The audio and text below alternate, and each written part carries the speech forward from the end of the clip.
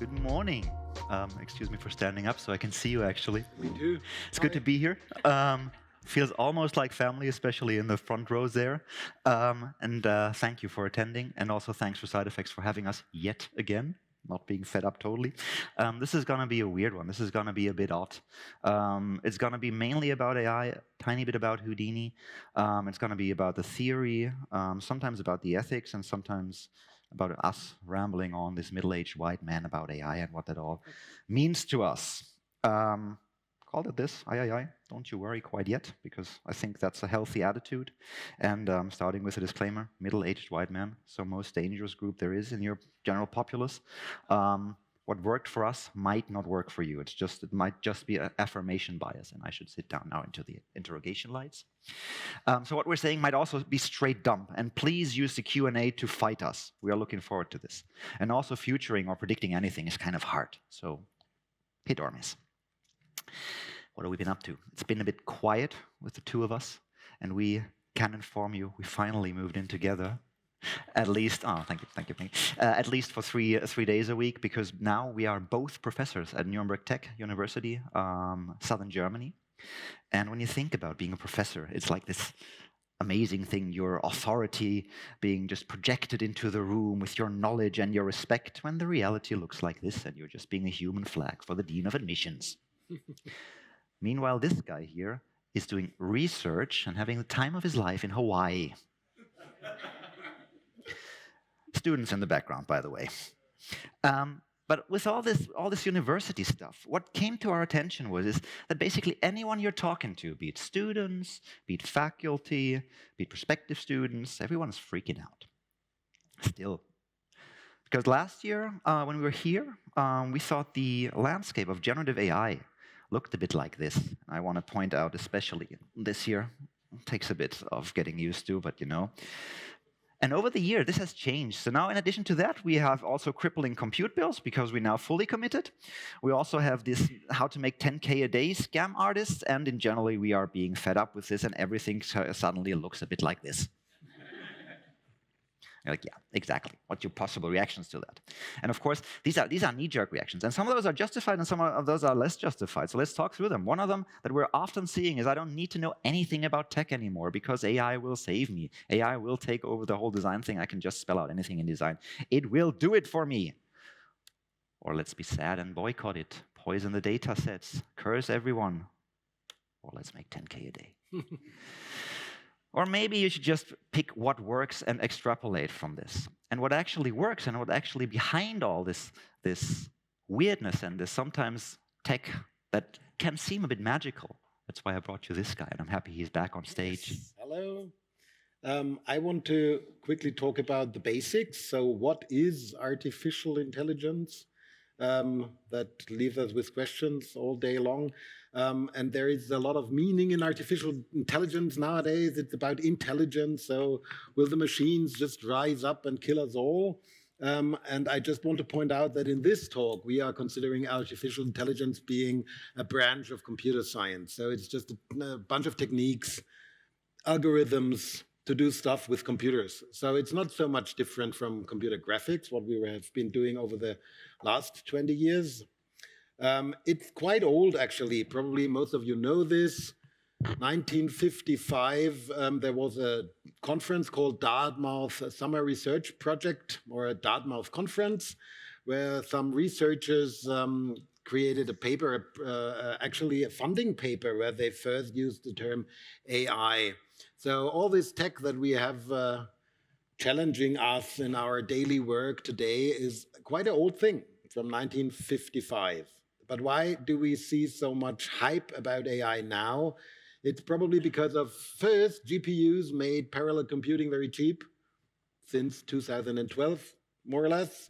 Then we have big data. Everybody is just posting everything online, so we can reconstruct your living room from the images you posted with photogrammetry, and we can feed AI models with the data. And we have cloud computing, so it's not necessary to build your own machine, but you can just get a lot of compute cheaply online. And all of these factors together with the tech from 1950s gave us what we have today, generative AI, like, for example, Midjourney. And when I started to look into this last year, I thought, well, instead of using sophisticated things like ComfUI, that is for Moritz, I will just look into Midjourney and try to evaluate it. So I started to prompt my students. And here you see my students. First, I had a prompt asking for students of graphic design in London. That is what you see on the left. And on the right, you see students of graphic design in Nuremberg, which is 200 kilometers from here. And they don't look too different, but actually, that is something you cannot know. But the guy on the top right actually might study with us at the moment.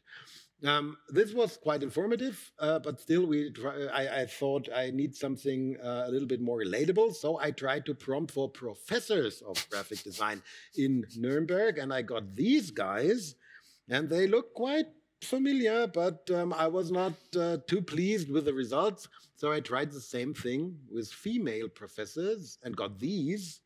And I think this is already quite interesting because you see the bias of the system here. The prompt was exactly the same, only difference being the word female, and the females are younger, prettier, and daylight, which is interesting. The guys there are not very flattering for the job of a professor, so I thought it has to do with graphic design probably. So I removed graphic design from the prompt and changed it for CGI, and that is what I got. The guy on the left there at least has my my hairdo, and down there you have a statue actually. So that is where generative AI was last year. So the question is this intelligence? I won't answer this. It's an unsolved problem in philosophy, if this stuff is intelligent or not. I did another test with ChatGPT. I looked at a lecture by Margaret Bowden, University of Sussex, who researched AI and intelligence and creativity for over 3 decades now. And she gave a lecture in 1998 where she said, machines might be creative and even intelligent. She does not see any reason why they shouldn't be. It's just in her lifetime, and she's still alive, they won't reach that level. And she had a nice example for this. And this example I tried out last year with ChatGPT. The example goes like this. Imagine the year being 1965 in the US. So you need to consider the context of the year 1965, and you have 2 young people, John and Mary, going to the woods picking blackberries. And if you now tell the AI if John can pick, I don't know what, 1 kilogram of blackberries a year, an hour, and Mary can pick half a kilo or something, how many kilos have they picked after returning from the forest after 2 hours? And then Margaret Bowden said the AI wouldn't understand what the point is with this example and just do the math. And that is exactly what ChatGPT did. It returned me 18 pounds of blackberries after 2 hours or so. The funny thing is what Margaret Bowden wasn't expecting. If I just give one more hint to the system today or last year, and tell ChatGPT that both are in love, it actually comes back with the right answers. They will return from the forest without any blackberries at all. So I will go with Alan Turing regarding the intelligence question, who said in 1994, the original question, can machines think, I believe to be too meaningless to deserve discussion. And I think that is true because who actually cares? It's about the results. It's about how AI affects our lives, our work. That is important. If it is considered intelligent or not is a philosophical question that I don't want to answer, and Alan Turing does neither. I think artificial intelligence is a little bit misused term. It's from public relations, more or less. And actually, it is called artificial intelligence because the guys from the Dartmouth conference needed some flashy term for their budgeting paper, right? So I like to talk about deep learning and neural networks instead, because that is actually computer science. That is what this is all about. And the most basic example, most of you know this, I'm sure, is handwritten digit recognition. There is this MNIST data set of handwritten labeled digits, and researchers are using this for ages now to try out deep learning, which is actually nothing but mapping all the pixels of these images, which happen to be 784, to 10 outputs. That is what digit we have here. That means all this algorithm is doing is actually it's trying to approximate a function, a mathematical function. That's the point that I want to make here. It's using an architecture, a machine learning algorithm or architecture that is called a multi-layer perceptron that you see here, which is just a bunch of numbers connected by weights, basically. So it's creating a very, very complicated weighted sum. And by adjusting all these weights, we can actually try to find a function that gives us the right output if we put in 784 inputs. So what we actually try to do with machine learning is we try to find something called a cost function. We want to evaluate how good is this network, how close is the function modeled, basically. And we can do this by looking at the output of the network and then comparing it to the intended result, like here. And then we can create another function. And this function tells us how good the network is doing, and we want to minimize this function. We just want to find the minimum. I created a simplified example here where you see a function in 2 variables. Remember, with digital recognition, we would have over 700 variables, and with modern systems, we have thousands.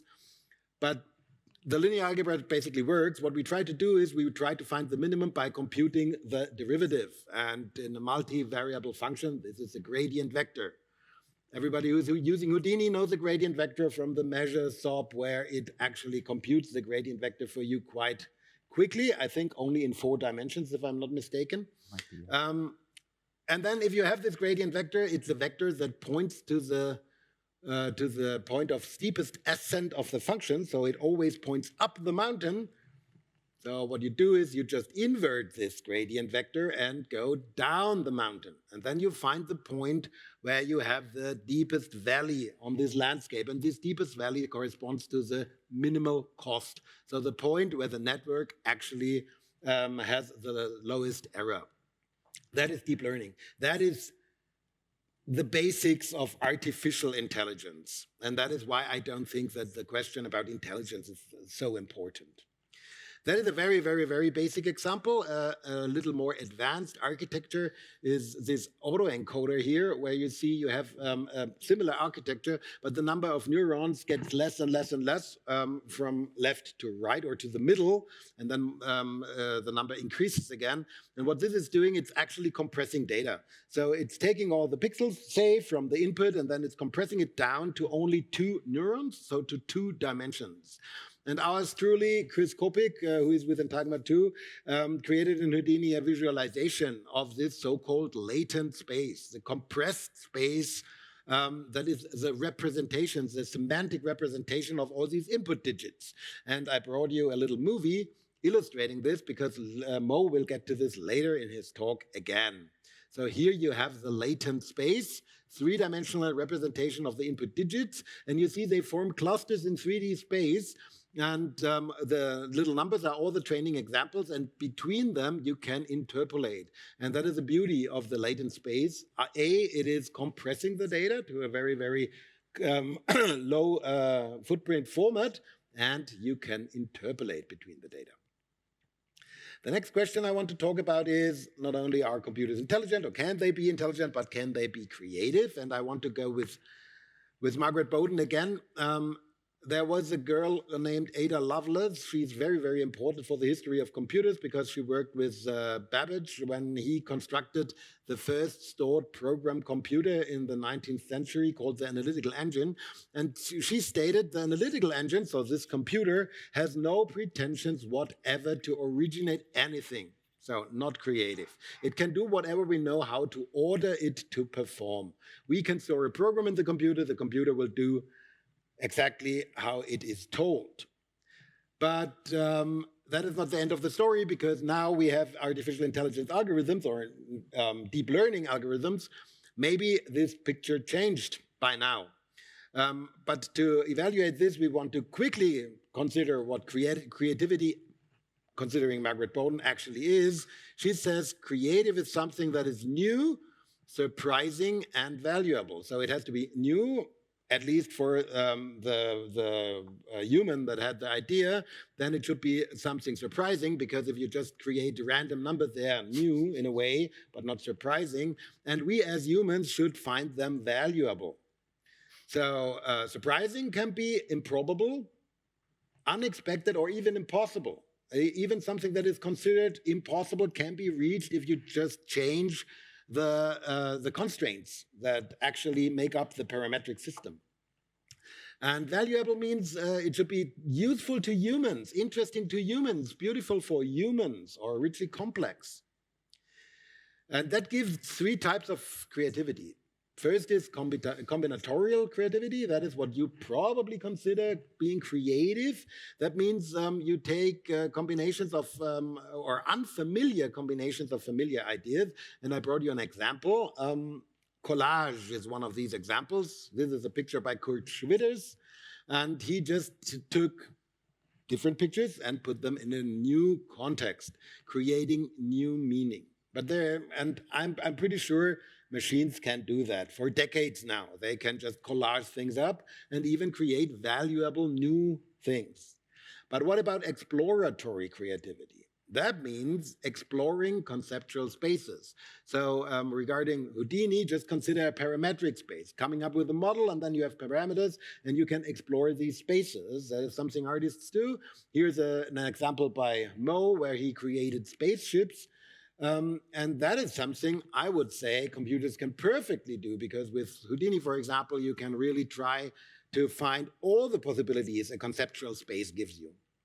And then we have the third kind of creativity, which is the transformational creativity, the one that explores the impossible by transforming conceptual spaces, so taking the parametric space and bringing it, or changing the rules. I have an example for this too. And this example from art history is pointillism. Up to pointillism, painters would mix the color on the palette and then put it on the canvas using a brush. But the pointillists just changed the rules. They said, let's take the primary colors and put them on the canvas through dots, and thus they created a new art form, sort of. So we have minor issues and major issues. Thank you for this quick tour de force through the theoretical background. So what does it mean in practice for us? And let's be German here and be efficient and focus on what to worry about. And again, personal opinion, so fight me in the Q&A, please. So one seemingly major issue, in my opinion, is copyrighted training data. That is seemingly a major issue because currently we as artists or as artistic community are kind of mad at big data companies stealing our work. But I see it from a different side. The issue is not really the work being stolen, but it's rather poison. It's poison to the data set. Brought you this as an example. This is your standard stable diffusion XL model, standard world model, and I prompted for Rob, R-O-B-B. And instead of giving me generic men or whatever Rob is, it's clearly Robb Stark from Game of Thrones. So hugely popular pop culture just being poisonous to the data set. Because for me, as an artist, I would like to have more original creativity and not just collaging or just quoting over and over again the data set. Another seemingly major issue is that everyone with access to whatever AI tool you want to imagine can do my job now. And while this might be seemingly true, the argument here is, in this case, we could view AI as a tool, and we could view AI also as a medium, for example, such as language or written language. And while most, at least, of us here in the developed world or in Europe or whatever country, most of us can now read and write. There are hardly, or not everyone can be a Shakespeare or a Vonnegut or whatever author you want to. So it still takes skill to use those tools and use those media, actually. And also, and please fight me for this,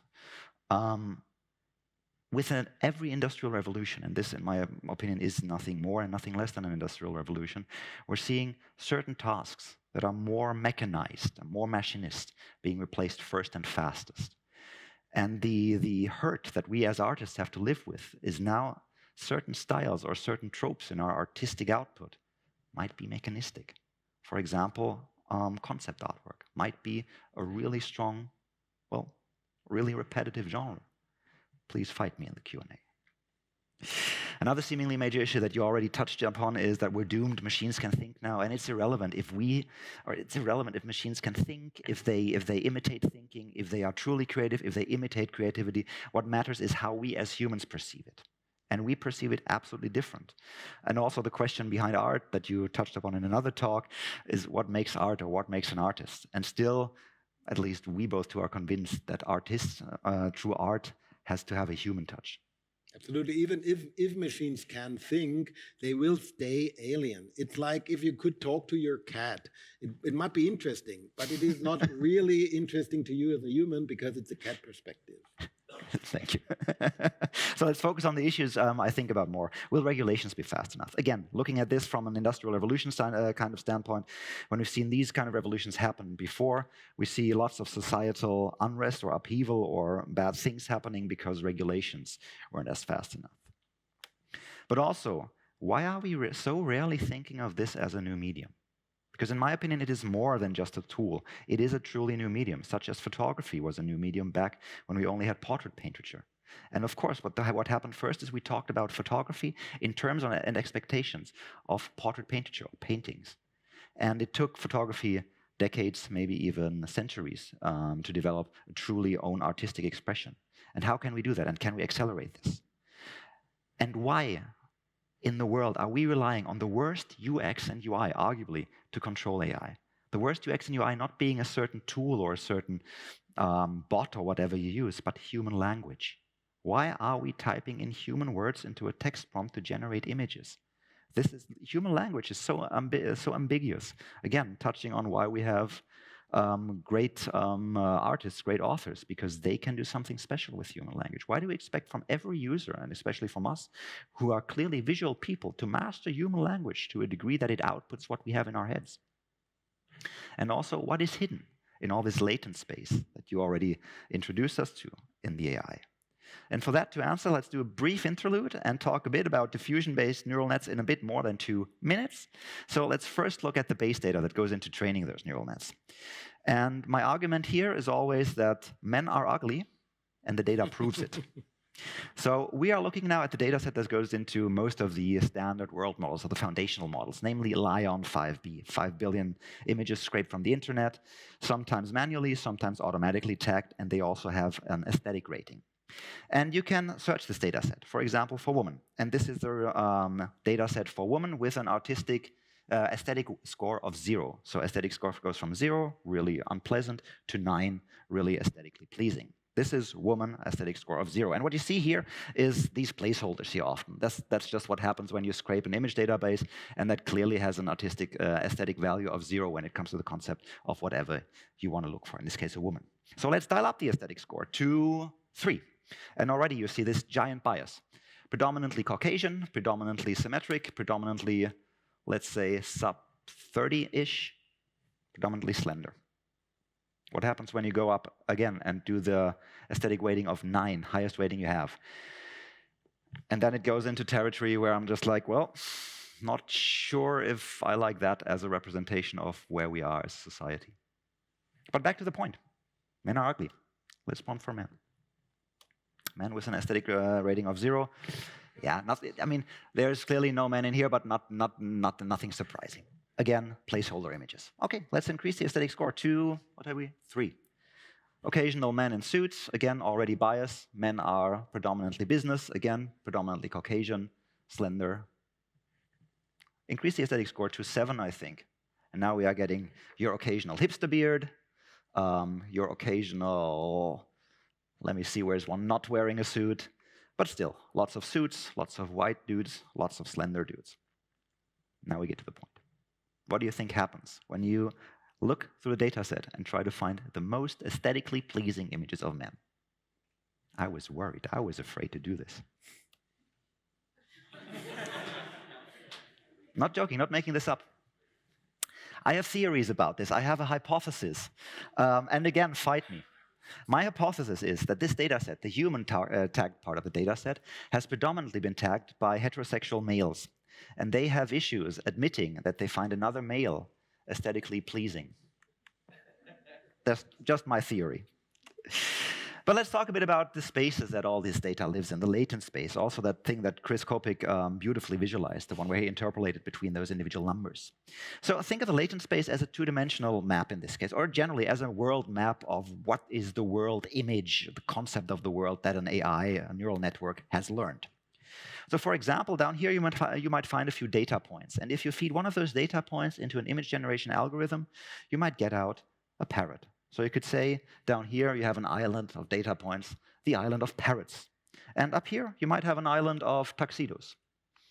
And right here you have something a bit weird. You have this. Any idea why this lives here next to the tuxedo guys? Yeah.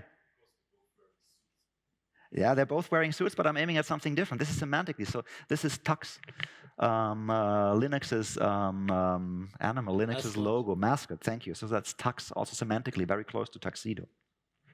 So what happens now when we are prompting for a parrot wearing a tuxedo is we need a start point on that map. And mathematically speaking, we can just randomly pick one, and any point is as good or as bad, statistically speaking. Conveniently, we pick this one here in the middle. And then we need a direction that we need to go in order to find the data points of parrots wearing a tuxedo.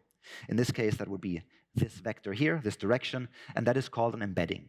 Just march in this direction, and you will find the concept of a parrot wearing a tuxedo. And then you iteratively march through the space, and finally arrive at a point where here you generate this image of your parrot wearing your tuxedo. And that is your latent space.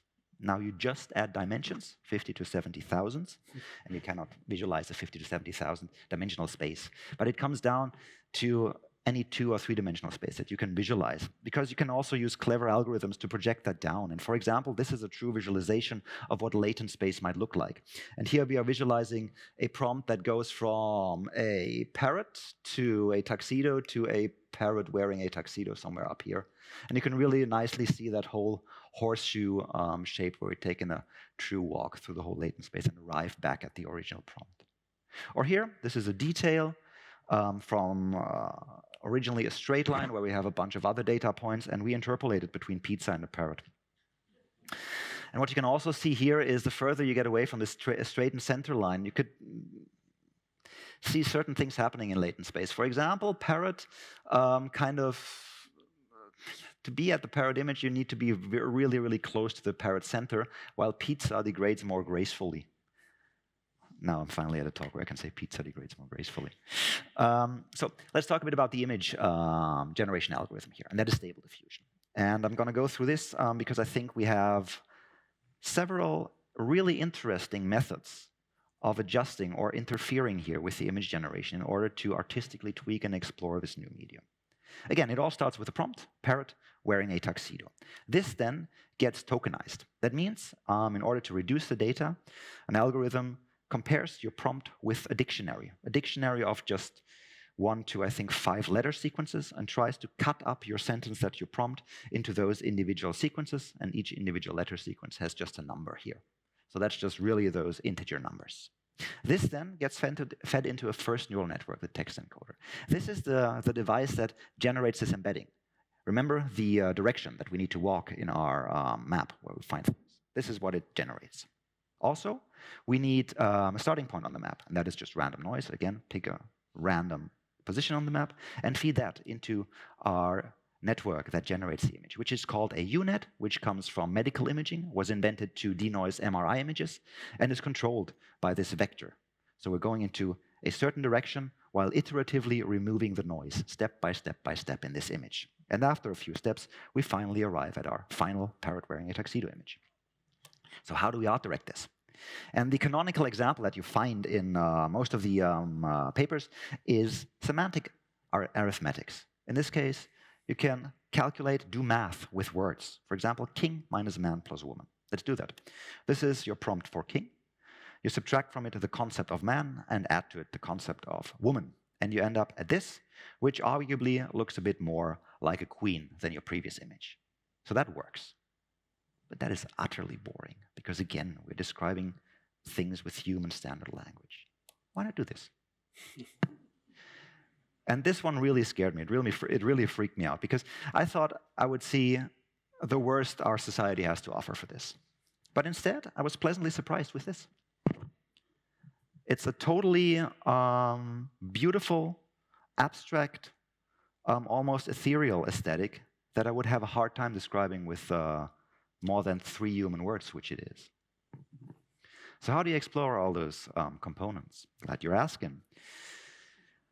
There's this beautiful thing, best logo ever, MLOps, Machine Learning Operators for Houdini. The 3rd version just has been released, and we are already in the plans or planning to work on a 4th version. And with this, we break out all these components of image-generating networks into Houdini as standard Houdini nodes, with the huge advantage that now you can access and manipulate all this data just inside of Houdini as you're used. So no Python, just your standard Houdini nodes. And most of the images you see in this presentation have been generated using MLOps. So how do we further art direct that stuff? Where's now the fun part, really? Let's get lost with human language and have a look at these 2 components here, the tokenizer and the text encoder. Again, the stuff that is responsible for giving you the direction where you go in your worldview and your world map, this thing here. The first thing that we can do is explore the map of the concepts. For example, we have your parrot image here, so why not scatter a bunch of points in latent space around them and turn them into images again? And now you can see that you are going from the concept of a parrot, you're further verging away, sometimes to very, very aesthetically pleasing images. But also the further away you get, the more you end up in this weird kind of image space that also slowly just dissolves into parrot-shaped noise. And you could dive deeper. Let's look at one very, very specific component, namely the tokenizer. Remember, that's the thing that cuts up your prompt into individual tokens. And this is what the tokenizer dictionary looks like. This is the clip tokenizer, what we're currently using in Stable Diffusion. So you've got your bunch of letters statistically extracted from the language we find on the internet, and then the token behind that. Why do we want that? Why are tokens important? Well, for 2 reasons. First, we might want to train neural nets onto certain images. And typically, you wouldn't train neural nets from scratch because it's just computationally expensive. So what you do is you take an existing network and you inject data into it. You fine-tune it. So let's say you want to train this dude in there. What token do you associate with that jackass? Man is a terrible token because the concept for man is already pretty strong in the neural network. So it would take considerable effort to train out the pre-existing concept of man and inject this in here. And then if I prompt for any man, this dude would pop up. Very bad token. So in the beginning, which is like a year ago, the community settled on SKS as a token for anything new that you wanted to train in there. And that worked. Until people, after a few weeks, they noticed that there were certain objects always appearing in the image. Turns out SKS is an assault rifle in Russian build. So now the community settled on ZKZ. That seems to work better for now. But I thought, let's explore this a bit more systematically. And let's do this by really looking closely at the tokens. So the first thing I did, just in order to reduce the complexity here, it's 50,000 token in here. So I just filtered out the ones with 3 and 4 letters in here, leaving you at 6,000 token. And next, generate a batch of images for each of those individual tokens. You see Octo being generated here, OCTO. And then tag these images, not manually, because I'm in no means am I tagging 250,000 images by hand. So again, using an AI, I auto-tag this. For example, here the prompt has been geom, G-E-O-M, and it's been tagged as a triangle drawing wires on paper. So I can now, with human language, search the database. But also evaluate the similarity within each batch. So we can say, is a concept really producing self-similar images, such as here for Camo, C-A-M-O, or is it a rather dissimilar image? So in essence, I wanted to find out which concepts are really strong, that means produce really similar images, and which concepts are really weak, produce dissimilar images. For example, strong concepts here are bees, or mall, and wit, just as this or this is a really weak concept, really diverse image output there. And my hypothesis there was that a weaker concept would yield better training results when you fine-tune a network. So far, the results have been a bit not really sure about that, but what we also got while doing that is a dictionary, human to token. Why do we want that? Because again, human language might not be perfect at describing a certain concept. For example, how would you describe the concept of an elderly, red-haired woman with curly hair and glasses? Lots of words. That's an issue because lots of words means lots of tokens. And most of these AI systems have a token limit. So tokens at the beginning are weighted far more heavily than at the end. And also, after a certain amount of tokens, they just get cut up, truncated. So this concept of a red-haired, curly-haired woman can be described as barb, B-A-R-B. And I'm not sure if this is a pop cultural thing or not, but you could find more of those concepts. For example, like this, ISAK. So that's also this concept of this curly-haired boy. But also, you can use this database to evaluate what a neural network did learn. For example, prompting for Eno. What do you expect? I expected this, Brian Eno. When in reality, the concept for Eno in such a neural net is this. Turns out there is some producer of hammocks calling their most popular model ENO and flooding the internet with advertising images. So Eno goes from Brian Eno to a hammock. Or Maul, German for mouth, for an animal's mouth, is of course all flooded by Star Wars. And that's what I mean with copyrighted images being a poison to the model. You can try out and explore all of this on AI-vocab.de. That's where I uploaded it. The website currently is damn slow because it's hosting over 500,000 images, but try your best. Got a token search in there, got also similarity search on there. So have fun with this. And let's just close with where does this leave us? I think it's a new medium with all its potential and all its pitfalls. And we should look at it like that and not as a tool or not as something to come and get us. But I think it's being used and evaluated by the standards of previous media. And we as artists, as computational artists, as VFX artists have to come up with ingenuity and with artistic tools and with artistic strategies to explore and use this medium to its fullest. So for us, not settling on any of those next steps, but we are currently planning a next evaluation, a next cycle of MLOps 4. So that's going to be there. And also one last thing, if you haven't gotten enough of us already, we've got a program for you. You can now study with us. Apply in May, you can apply for a master's degree at a program called Design for Digital Futures at University of Applied Sciences, Nuremberg. And yours truly might be your professors there, amongst others. So apply, and with that, thanks so much for having us, thanks so much for sitting with us, and please fight us.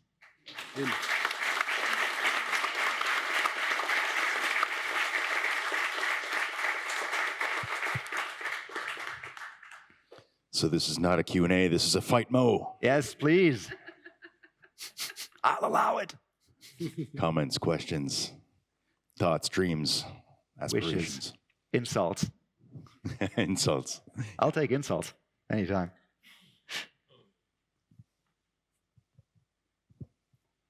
So that was a very nice talk, and I think you're way more knowledgeable on the topic than I am. But the one thing I couldn't stop thinking about is you described it as a new medium. Yes. And I feel like it might be a new medium, but it's able to imitate all the other mediums. So you can tell it to draw like the point art, you can tell it to draw whatever style. So I think it's different in that way, maybe. Arguably, you could say that about any new medium that came after a previous medium. Photography has been able to imitate painting. Computer graphics has been able to imitate not only cell animation, but also photorealistic footage. I think you could argue that the only or the drastically different thing is the speed in which it can pull that off. Thank you very much. Oh, I'm sorry. More fighting? More fighting? Okay. I think there's one. I think you won that battle. That was not my aim. Sometimes I'm not in it for the win. I think there was a question. Yeah, hi. Hey. What about using AI product in a film production? Like, it's prohibitive for us to use this because of the rights, and we don't know like how it can be regulated by law to use all these products. So what do you think about this? Do we need to wait about states when they will update law accordingly, or can we use some parts of AI, like mid-paint maybe, or using during our concept work? Okay, for the legal stuff, we brought you one of our colleagues, and she's actually a lawyer. I might refer you to her. Just from a gut feeling, and again, no idea about the legalities of it. So the idea of having copyrighted material in the training data is being addressed. There is currently foundational models already being published that are based on public domain images. as far as I think currently the output of, and correct me, currently the output of generative AI systems is not copyrightable, right? Not yet. So. Sorry, I didn't want to take over. Yeah, you take over. It's fine. You fight my fights. Damn it. The big question and big problem right now is that we have different law systems. For example, California state law, if you work for a company, they own everything. In German copyright law, you can never ever give up the copyright owning. You just give licensings out. So the big question is going to be, how can we unite a worldwide system to an international AI legal system? And it's going to take, I think, a while. And AI is so fast, so I think it's going to be a long run. And at one point, we might have to stop AI and just get it in line with our laws. I think we won't be able to stop it, but that's another discussion for. We'll fight on the way back. Yeah, as always.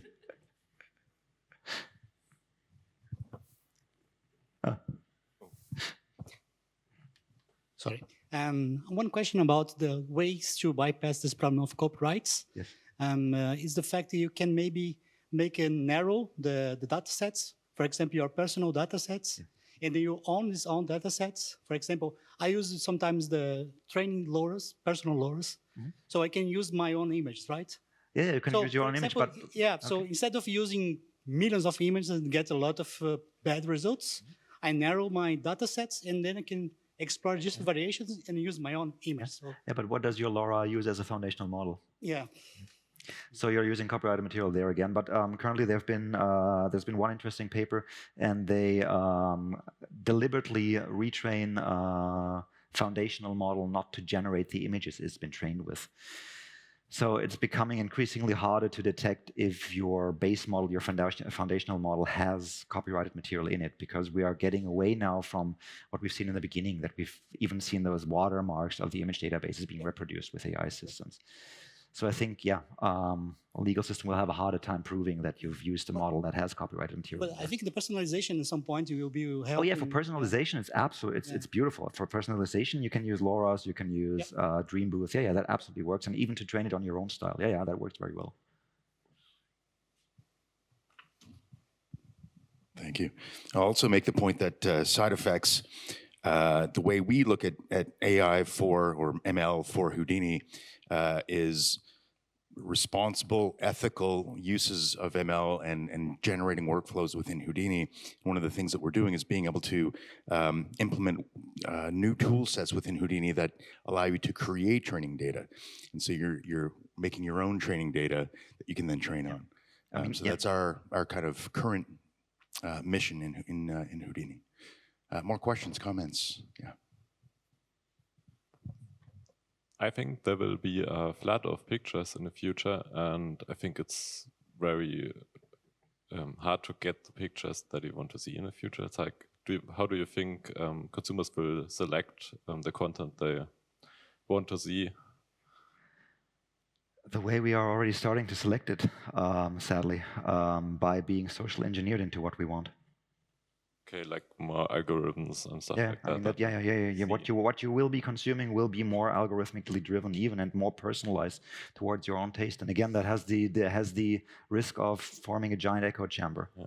But also, what we're seeing is already a devaluation of AI-generated images, when you can clearly see that they've been generated with an AI. I mean, your standard reaction as a human is, "Oh yeah, someone didn't even try." Again, that was going back to the idea of art having to have a human factor in it. In how far consumption of images is going to change? Yeah, the context of an image is very important for most audiences. So if you look at the original Mona Lisa, you have a different feeling against this artwork than if you look at something that is indistinguishable, but you know it is a copy. And same is, of course, true for AI.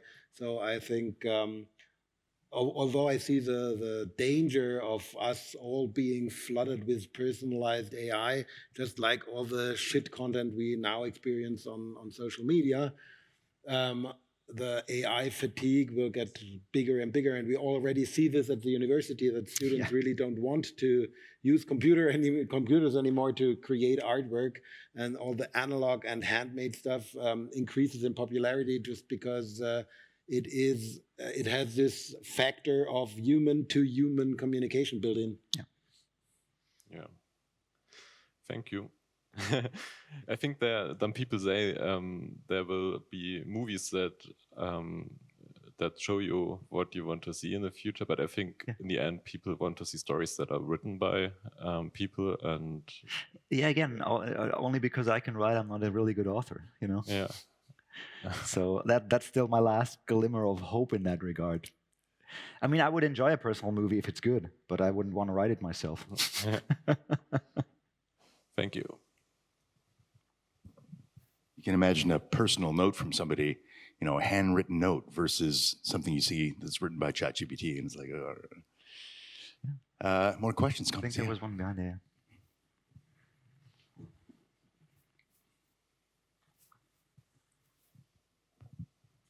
Hi. Hey.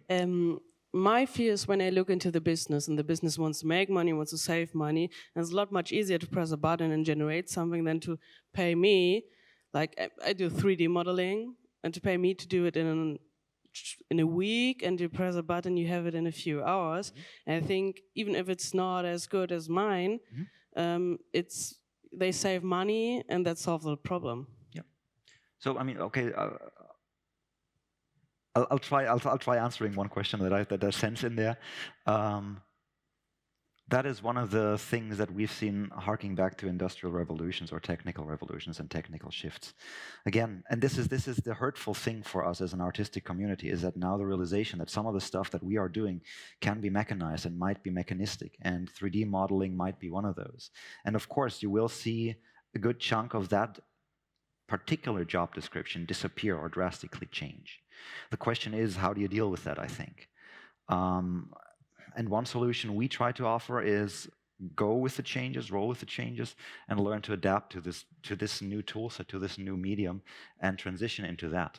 Because when you compare it to the industrial revolutions, how many hand-woven carpets do you still get? I mean, you get them, but they are fantastic bespoke things that have their value and people are willing to pay, but not every bespoke carpet is just, it's machines today. A good example is maybe not 3D modeling, because a lot of people maybe are sad if they cannot model anymore, because modeling is fun. But if you just think UV mapping, everybody hates UV mapping. And I'm pretty sure that in 3 years' time, nobody has to do UV maps anymore, because the AI or the neural network will be able to do it. So, of course, it's a mechanical task. It will be taken over by machines, but that just frees up mental energy to do something creative with it. That's at least my view. We're trying to be optimistic. Yeah. Thank you. Yeah, of course, someone's going to be upset. Yeah, with every transitorial period, people will be effing upset, and I mean they already are. And I mean, it is a massive disruption. Maybe the most massive, at least the most massive disruption I'm seeing since I entered the industry. Not sure about you. Yeah. When I entered the industry in 1910. 1910. What was it? There were engines. Yes, actually, there were protests by just camera people cranking the cameras. Yeah, but that was not when you entered the industry. Exactly when I entered the industry. That was in because I already uploaded my brain to a neural network. Yeah. No, but we've seen arguments about that before. Also, when you look at the arguments against movie sound, where there was a massive PR upheaval by movie orchestras, because beforehand you had like an orchestra or a pianist in each movie theater, and now you had the sound just coming out this little track. Yeah. Thank you for the awesome talk. Hi, I'm here. Sorry. It was very interesting, and I wanted to ask, like, what would you recommend for us as an artists now here sitting? What should we do to do this transition, to adopt to the future? What are like the things that we should learn, or what we should rethink? Like just automizing our daily tasks better in a way, or like what tools should we look at? And like, just short on that, I had the feeling like it's very hard to create something specific in AI. Like you have to describe it in a very long way, but if you have something very specific in mind from a director or something, it can be hard to achieve exactly that result. So what is your thinking on that? So twofold. The automation part, yes, absolutely. That's convenient for your daily life or whatever. Do what you want to do, what you can to make your life more convenient in that regard.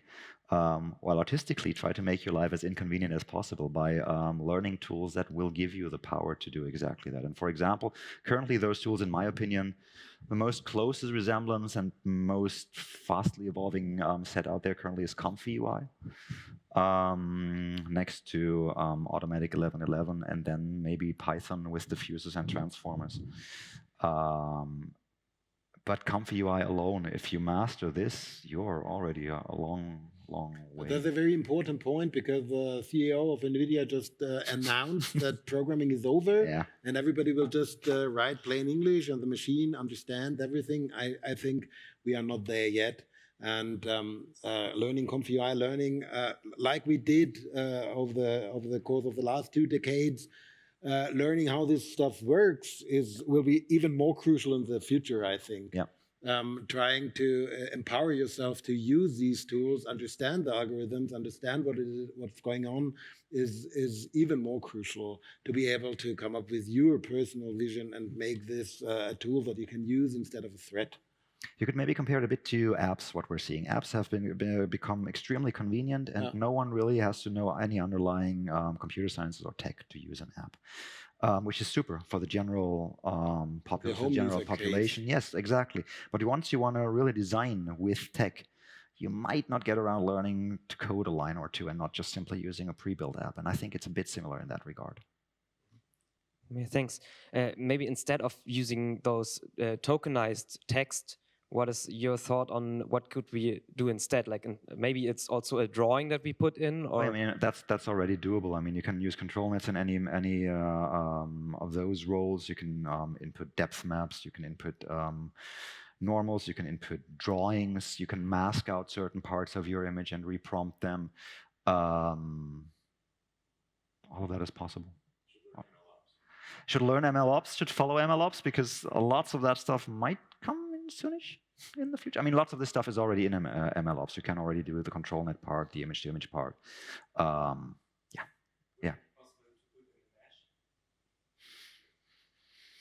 So it already, not directly a mesh. It currently already is-ish, because we're rendering out a mesh to a depth map, and that gets then used as a starting data. I think we will go, I'm not sure if mesh as an input is looked at currently. I think it's possible. I think mesh as an output currently is more the goal everyone is walking or stumbling towards. I think that's more likely. But in principle, sure. In principle, it should be doable. But if you want to do UVs, for example. I think, yeah. But I think in general, this is active research, actually. That we are using prompts today, I think, is not due to the fact that prompts and text is a very good interface to AI, as you already pointed out. But it is research. Researchers, computer scientists tried to evaluate AI models, and the easiest way they could think of building an interface was text. But we will see more sophisticated versions of that, and I think AI algorithms, correct me, Chris, will end up inside of Houdini to be used alongside classical computer graphic algorithms in ways that are familiar to us, like with sliders, maybe even with tools in the viewport. Yeah. I just talked to a guy from DNEC earlier today about placement of forest trees, for example. So think about having an AI-driven scatter algorithm, generating classical polygons, but the way that the ecosystem is scattered is just learned from nature, for example. I think that will be the future, not prompting. And if you're asking yourself if you should learn prompt engineering, I'd say probably no. Now that job is over already. Unless you want to do a 10K a day. Yeah, 10K a day with this easy trick. Yeah, so as you mentioned, there is hard to predict the future with the things, but still using the past experience of the past revolutions, what do you think? I see the two ways it can go. For example, the human creation from one side can become boutique and expensive. For example, poem written to someone for a birthday by a real author is expensive. But at the same time, with all these tools, it's worth, why should I pay? What's your take on it? I think we will see what we've already seen with past media. So when you look at photography, with every technological advance it's been taken, it's on the one hand you can see that it's generally being devalued, but also is risen to a higher art form through that. So it will exist somewhere. And narrower, more higher concept art on the one hand, more complex, also less generally graspable, if you know what I mean. And on the other hand, we will see a broad proliferation of really cheaply, quickly produced images or whatever content you see there. I think it's not different than any previous media we've seen so far. Biggest difference being the volume, yeah, the personalization, and the speed. Yeah. Yes, we have to wrap because they want to go on lunch. But okay, sorry. Before we wrap, I'm hoping that we can do a quick photo here to celebrate Mo and Manu back together as professors and now back at FMX. So shall we sit? Shall we stand? Shall we lay? Let's see if shall we lay? lay. Lay down, please. Let's get it on photo first. And there we go. Uno, dos, tres. Yes. 1, 2, 3. Thank you so much. Thank you, everybody. Thank you, guys.